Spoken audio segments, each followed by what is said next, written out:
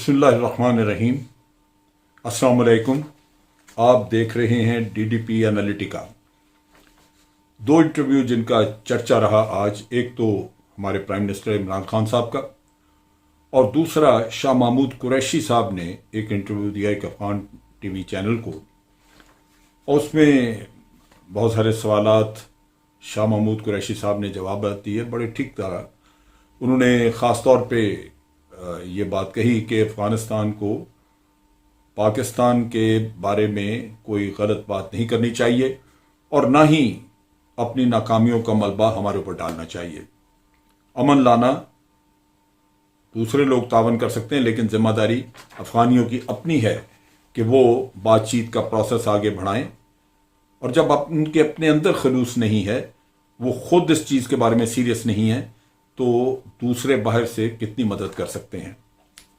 लेकिन जो चीज़ थोड़ी मज़ाक का खेज़ और जिस पे आके मैं समझता हूँ शाह साहब भी थोड़ा परेशान हुए, वो ये था कि उस एंकर ने सवाल किया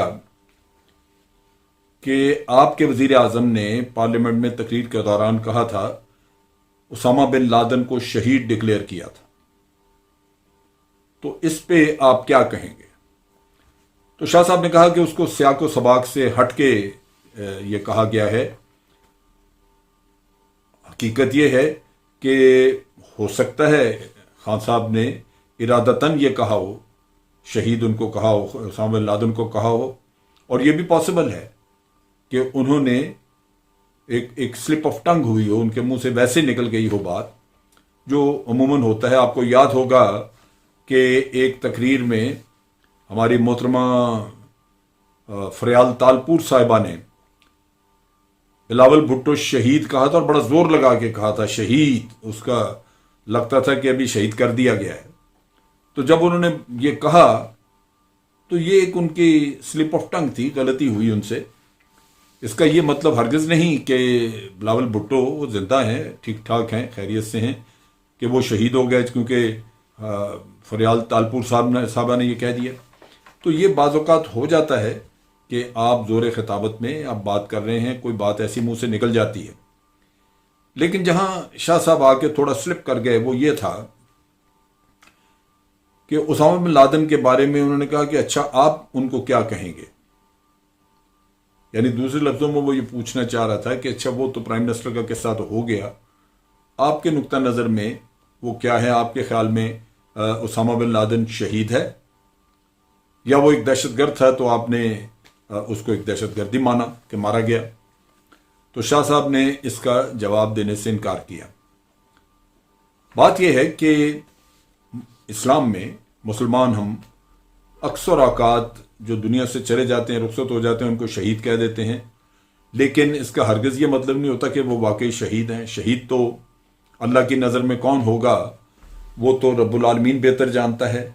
और इसी तरह अगर शहीद के बारे में कोई दीनी एतबार से फ़ैसला करना हो तो वो फ़ैसला तो उलमाए दीन ही आपको बता सकते हैं। सो शाह साहब कह सकते थे कि भाई उसके बारे में कंट्रोवर्सी मौजूद है, बाज़ लोग उसको शहीद समझते हैं, बाज़ नहीं समझते, लेकिन आप भी मुसलमान हैं, अगर इसमें कोई फ़ैसला करना हो तो इस कंट्रोवर्सी को सही तौर पे कि वाकई वो शहीद था या नहीं, ये उलमाए दीन से पूछा जाना चाहिए, वो आपको वाज़ेह तौर पे बताएंगे।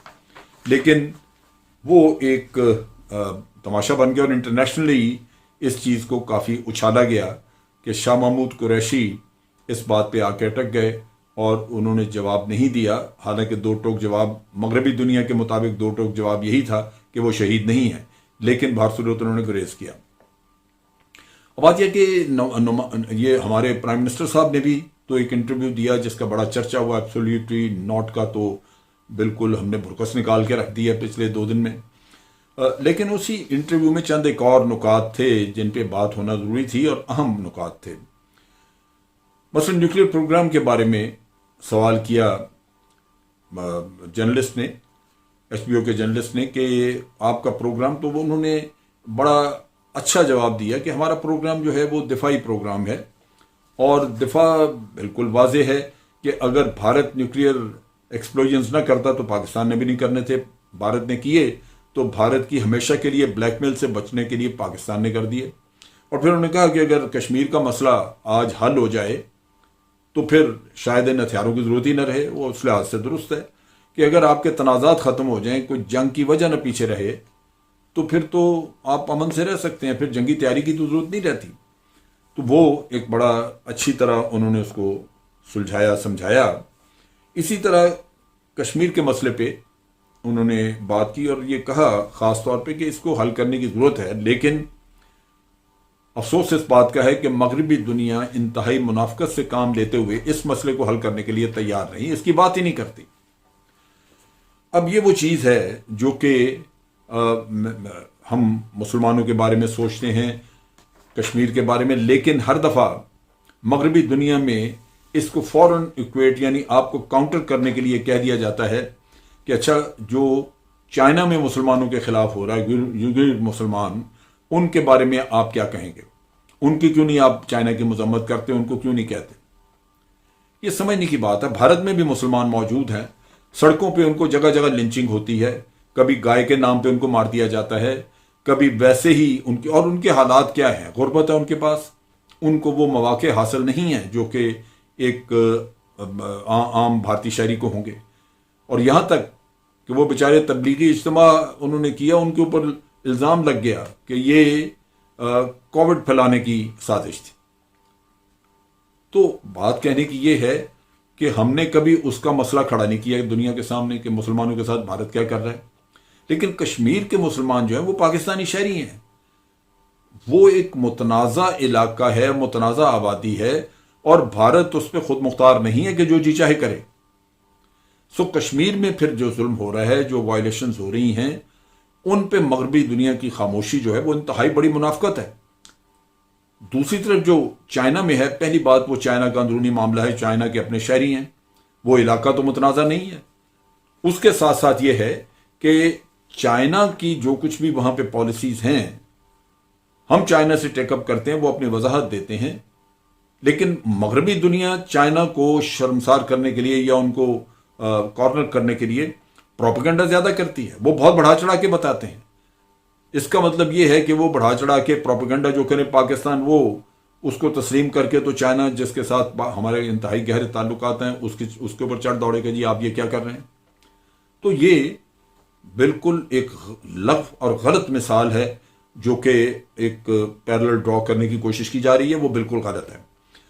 سو پرائم منسٹر نے ان سے کہا کہ اگر ہم شکایت کرتے ہیں تو چائنا کے ساتھ کلوز ڈورز میں ہم آپس میں بات چیت کر لیتے ہیں, لیکن فیکٹ یہ ہے کہ بات ہم کرتے ہیں, بعض اوقات ہم ان سے اپنی شکایت بھی کرتے ہیں اور شکوہ بھی ہوتا ہے, لیکن اس کے ساتھ ساتھ یہ بھی ہے کہ ہمیں بہت ساری انفارمیشن بھی ہے, اور جو کچھ مغربی دنیا کہتی ہے سارا سچ نہیں ہے. اس کے ساتھ ساتھ افغانستان پہ بات ہوئی اور پرائم منسٹر نے بڑی صحیح بات کی کہ افغانستان سے نکلنے سے پہلے امریکہ کو چاہیے تھا کہ وہاں پہ امن قائم کر کے جاتے, یعنی دوسرے لفظوں میں ان مختلف جو گروہ ہیں, مختلف سٹیک ہولڈرز ہیں افغانستان کے, ان کی آپس میں بات چیت کرا کے تو معاملہ فہمی کرا کے جاتے, تاکہ وہاں پہ کوئی براڈ بیس گورنمنٹ بن جاتی, نیوٹرل گورنمنٹ بن جاتی, اور کوئی معاہدے ہو جاتے جس طرح اپنے معاہدے انہوں نے کیے کر کے نکل گئے وہاں سے. تو یہ ایک انتہائی خود غرضی والا کام انہوں نے کیا, لیکن لازمی بات ہے امریکہ کے دماغ میں کوئی شیطان موجود ہے, ان کے اپنے ڈیزائنز ہیں. ہم شکوہ کرتے ہیں کہ امریکہ کو نکلنے سے پہلے افغانستان کو سٹیبلائز کر کے جانا چاہیے, 20 سال پڑے بیٹھے رہے وہاں پہ, لیکن سٹیبلائز نہیں کیا اور نہ کریں گے, کیونکہ سٹیبلائز کر دیں تو پھر یہ خطہ ترقی کرے گا.